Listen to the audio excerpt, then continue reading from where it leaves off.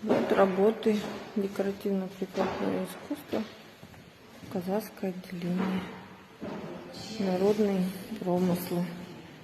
Также изучают русскую роспись.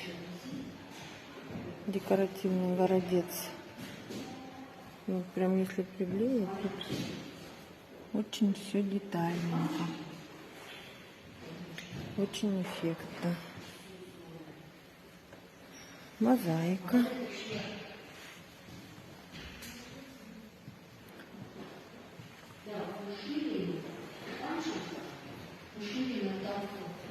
Куклы.